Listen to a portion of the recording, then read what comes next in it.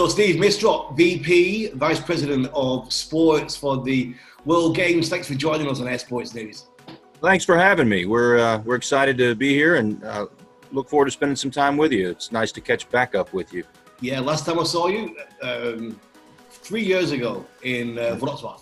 In Wrocław, yep. You were doing your thing and keeping the crowd informed and engaged, and really, it was a great event. Beautiful setting and great competition.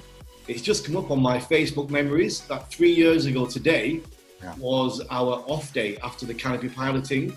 So we had the pass for the sports and we went to see korfball, inline skating, gymnastics, trampolining. Really, really brilliant experience because I never normally get to go and see the other sports. And most people, when they take a day off, they're not bouncing around to a handful of other sports. So that's it's kind of our world, right? Yeah. So it's the 40th anniversary of the World Games. That's correct. The 40th anniversary. Well, our original dates of July of 2021 would be the 40th anniversary. So I guess with moving a year, it'll be the 41st. But I think everyone's still celebrating the milestones that were initially set, pre-COVID milestones, we'll call them. But yeah, 40 years since the World Games was founded and first contested in the U.S. In 1981. So it'll be the return to North America, which is another exciting point. We'll get to the air sports in a minute, but I just want to find out, Steve, how has it been these last few months? The workload, I can't imagine. I'll tell you what, we have such great partnerships with our venues, with the vendors that we have already engaged, and with all of the international federations that govern the sports of the World Games. The understanding and the cooperation and the eagerness to all land on common reschedule dates that work. That was our biggest anxiety point, was with everyone's calendar being shuffled, how are we going to make this work? And everybody was willing to put aside, with respect to the venues, they were willing to put aside the obligations that they had already made for our July 2022 dates, and all the sports cooperated as well. So it's been a lot of hard work on a lot of people's behalf, but the cooperation that we've gotten has made it undaunting. You must have done a lot of Zoom calls. Zoom to me was a television show when I was a child. And when people started talking about these Zoom meetings, I was excited that they were bringing back my old favorite. But I'll tell you, without this technology, I don't know how we would have done it. No, it's absolutely incredible. So just to give a bit of a background to people tuning in for the first time who probably don't know maybe what the World Games is, the simplest explanation, it's an opportunity for sports that are not in the Olympics to present on the world stage. But tell me from your side what the World Games is. That's right. We talk about World Games in terms of, it's a multi-sport event. It's every 4 years. It takes place in the summer following the Summer Olympics, and it is made up exclusively of non-Olympic sports. But people will say, well, I thought you had gymnastics. Yes, I thought you had archery.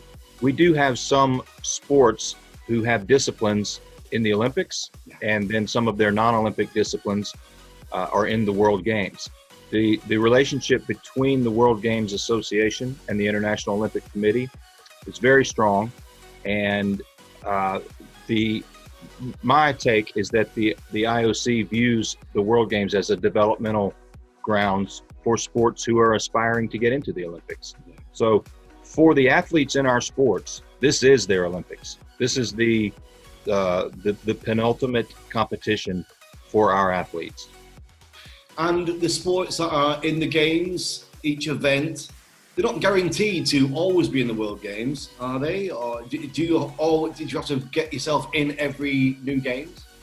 So the World Games Association has 36, possibly 37 member federations. So each of those member federations is guaranteed the opportunity to apply to be in each edition of the games, and they all apply with various of their disciplines. And then the IWGA Executive Committee evaluates the applications and decides which sports and which disciplines will participate. And the sports must comply with anti-doping rules, with other participation rules in order to qualify to participate. So no, they all, in a sense, must earn their way in. Well, we've got air sports, we've got canopy piloting, we've got drone racing in Birmingham. Yes, we're excited about that. And having seen the canopy piloting competition, not just at the World Games 2017 in Wrocław, but I was fortunate to attend that same venue probably 6 to 8 months before the World Games for one of their test events. So I've seen the canopy piloting twice, and I keep telling people, you may not have ever heard of this sport, but if you don't come out and watch it, you're really going to miss an exciting opportunity. It's a fantastic sport to watch, and the incredible skill of these athletes is second to none. And drone racing for the first time. It's never been in the World Games. Outside of an esports type competition, I don't think it's ever been in any multi-sport game. I can easily imagine the younger demographic will be banging down our doors to get into this competition. Having seen it on television, as I'm sure a lot of people have, it's fast-paced, it's exciting. It's like strapping a camera to a roller coaster for the viewer. So we're excited about that one as well. And both of those disciplines will be at the same venue. So from the spectator standpoint, just making a day of it during those two competitions will be fantastic. So where's it going to be, Steve? What's the location of Air Sports? The venue for Air Sports is the Barber Motorsports Park in Birmingham, Alabama. It is a Formula One style road racetrack, but it's not just a road racetrack. It's one of the most beautiful racetracks in North America. It's been heralded as one of the best racetracks in North America. But the grounds at the Barber Motorsport Park are spectacular. People have called it the Augusta National of racing. So it's a beautiful setting, and obviously tied to fast-paced sports. So it made great sense to us. It's also home to the world's largest privately owned collection of motorcycles. Wow. So another attractive aspect for our spectators will be the opportunity to visit that museum. But a beautiful place. Those who are able to make it out to this competition are going to be very fortunate. Wow. And what is their intentions for the swoop pond for the canopy piloting? Are they going to build a new one? We will build a new one. The facility has 3 or 4 large grass parking lots, and we will consume one of those lots for competition, and we'll dig a swoop pond and finish the runway out on the back end of it. It's the manager of that facility. He's a fantastic guy. He's a horticulturalist by education, and he keeps the place very meticulously kept. So he has a lot of anxiety about what we want to do, but he's comfortable and confident that we'll put everything back the way we found it.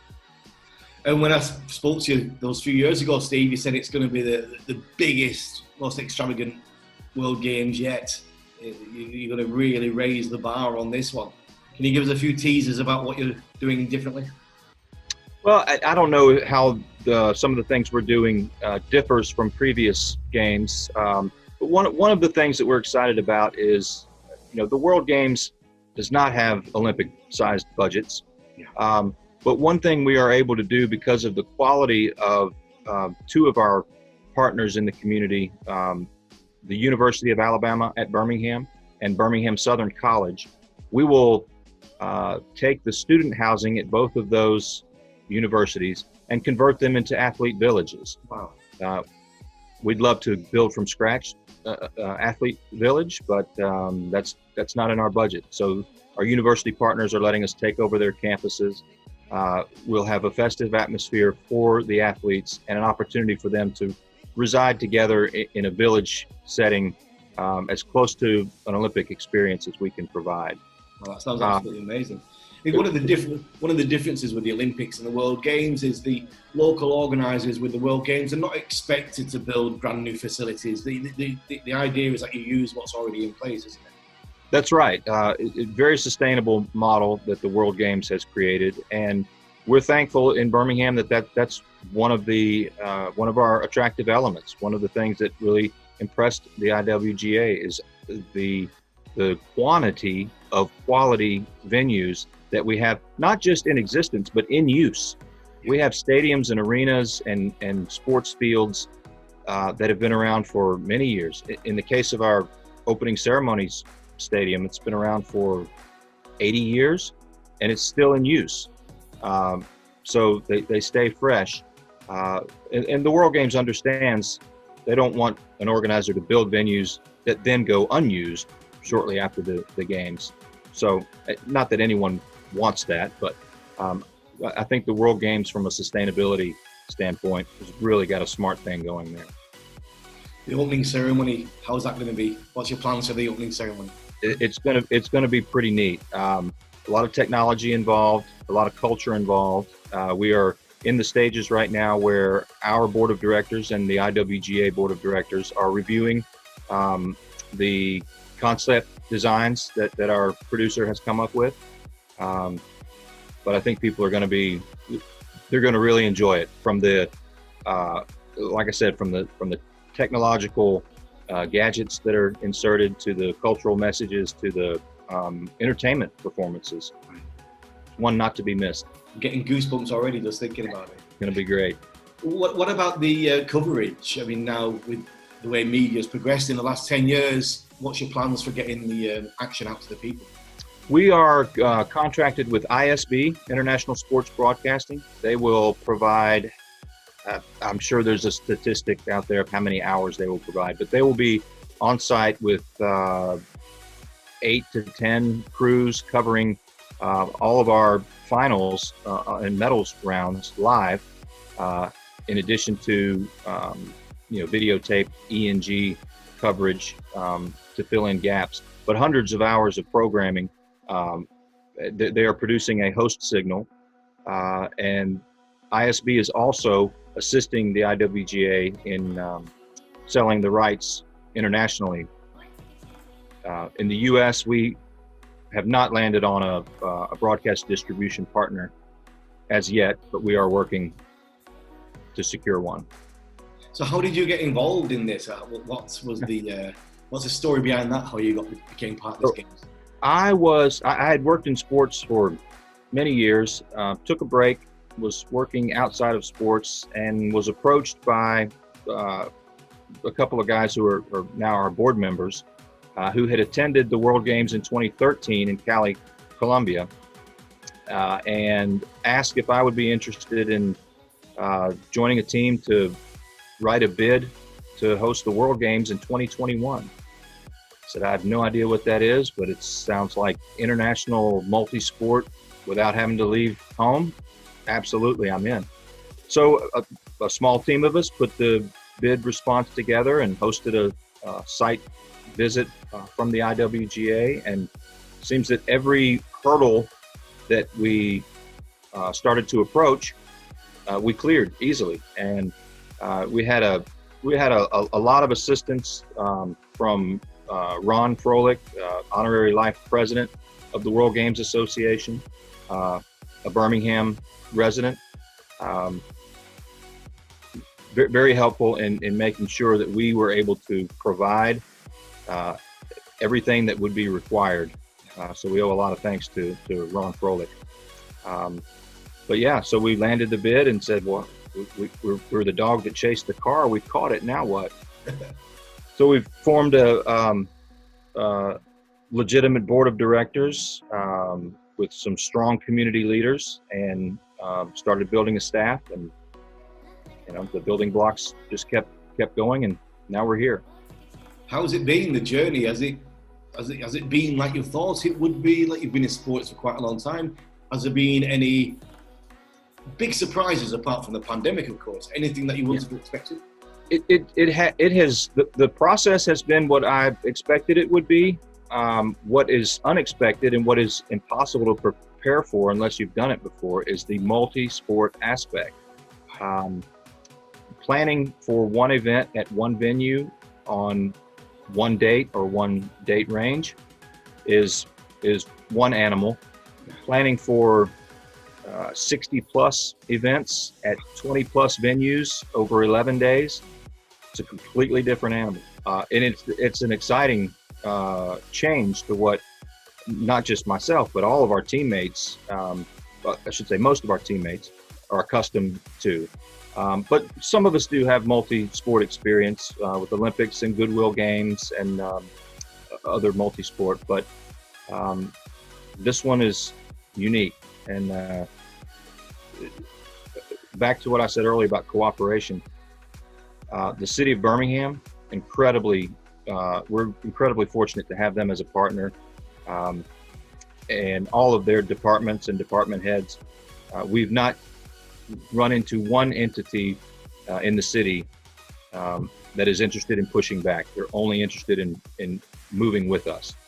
So that makes it a lot easier than it could be. Yeah, absolutely brilliant. I distinctly remember our little conversation in Wrocław. I think your team was like a handful of people at the time. I wonder how many people are in your team now, Steve? Golly, at that time we had, I think, 4 employees. Now I think there's 25 people in our office. And when you talk about the different contracts we have, or engagements we have with contractors, we're probably 50, 60 people working on these games, and it'll be in the hundreds from a staff and contractor perspective, and in the thousands when you factor in the volunteers who are crucial. We won't be able to do it without them. So we'll just continue to grow, and it's like the snowball rolling down the hill. Yeah. You're not going to stop it, and it's only going to get bigger. You seem like you're in control. It all seems good. Give us the dates again, Steve. The new dates? The dates are July 7th until the 17th of 2022. The 7th is opening ceremony. We don't have competition until the 8th. So 8th through the 17th for competition, but we open on the 7th. And we look forward to having you and all of your fans and constituents and colleagues here in Birmingham. Yeah, live from Birmingham, Alabama. It's a World Games 2022. Absolutely. You need to bring your sweaters. Thank you very much, my friend. It's been great. Regan, thanks very much. Always great to see you. Look forward to talking to you again soon.